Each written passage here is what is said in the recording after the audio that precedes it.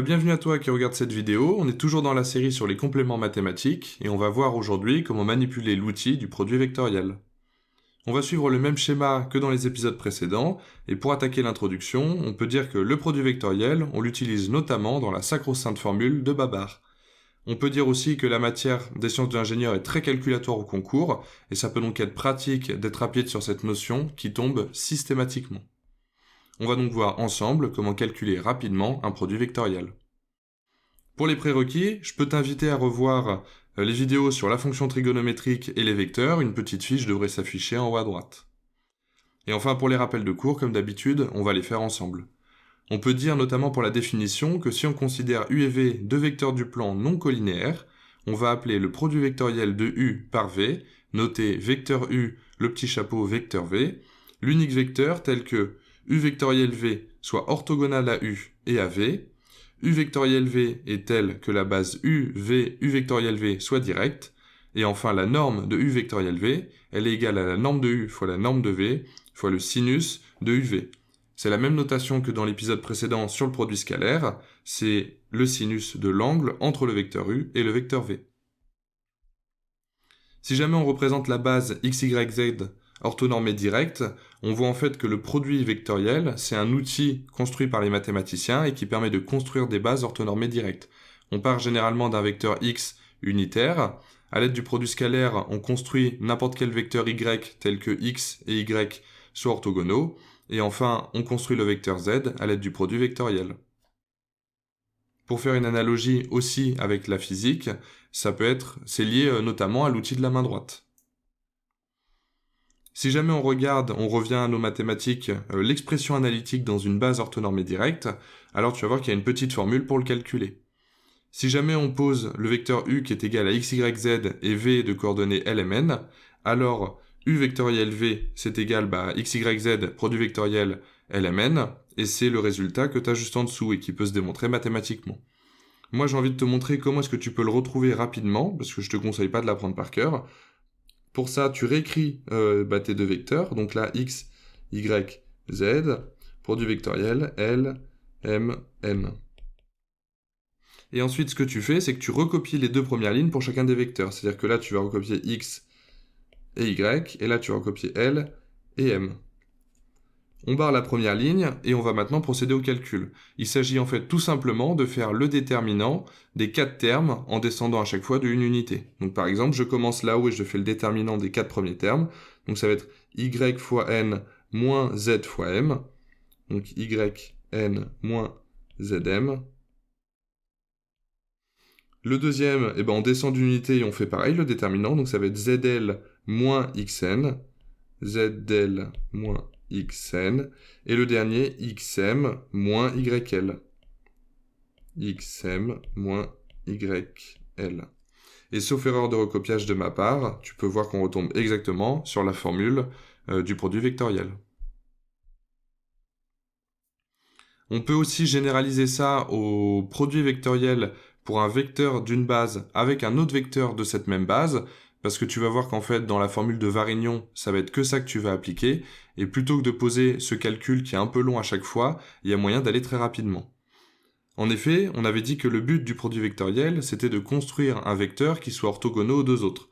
Ça veut dire que si jamais tu prends une base x, y, z, si jamais tu fais le produit vectoriel d'un vecteur de la base avec un autre, tu obtiens forcément le troisième.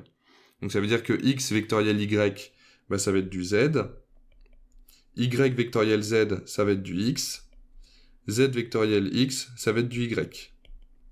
Et si jamais on fait pareil pour la ligne du dessous, y vectoriel x, ça va être du z, x vectoriel z, du y, et z vectoriel y, du x. Et maintenant, l'info qui nous manque pour conclure, c'est dans quel sens est-ce qu'on tourne ? Alors il y a deux options, soit tu peux poser le petit calcul comme on avait fait, donc en mettant 1, 0, 0, produit vectoriel 0, 1, 0, et puis regarder si jamais tu as un moins ou un plus qui tombe. Sinon, l'autre astuce très sympa, c'est de se baser sur le fait si on tourne dans le sens direct ou non. Si on tourne dans le sens direct, ça veut dire qu'on va de x vers y vers z, donc dans le sens direct, alors on met systématiquement un signe plus. Ça veut dire que Là, je vais de x vers y, c'est le sens direct, j'ai un plus. Y vers z, c'est le sens direct, j'ai un plus. Z vers x, c'est le sens direct, j'ai un plus. Si jamais on tourne dans le sens indirect, c'est-à-dire de x, je vais vers z, je vais vers y, et je retourne vers x, alors on met systématiquement un moins. Et tu vois que c'est ici la ligne du dessous. De y vers x, sens indirect, j'ai un moins. X, z, sens indirect, j'ai un moins. Et z vectoriel y, sens indirect, j'ai aussi un moins.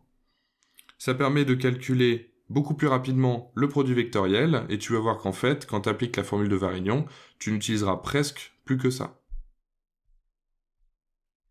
On va maintenant voir ensemble la résolution d'un problème appliqué aux sciences de l'ingénieur. La formule de Varignon sur un choc à pic en mouvement dans un bol en céréales nous donne la formule que tu vois à l'écran, la fameuse formule de Babar. Et on nous demande du coup de calculer ce que vaut la vitesse du point B appartenant à 1 par rapport à 0. On nous donne pour ça BA, qui va se définir comme dx0 plus EY0 moins f de z0.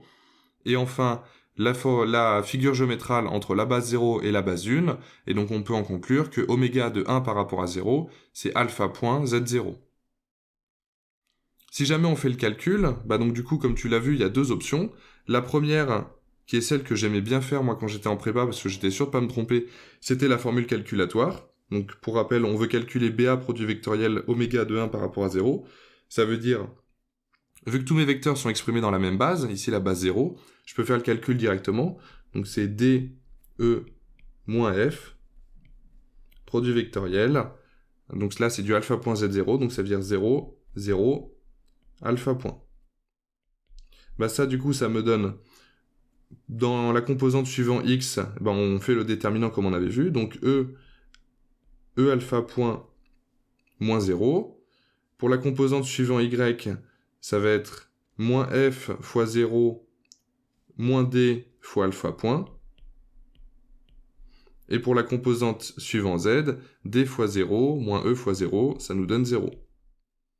Donc au final, la vitesse de b appartenant à 1 par rapport à 0, ça va être du e alpha point x0 moins d alpha point y0.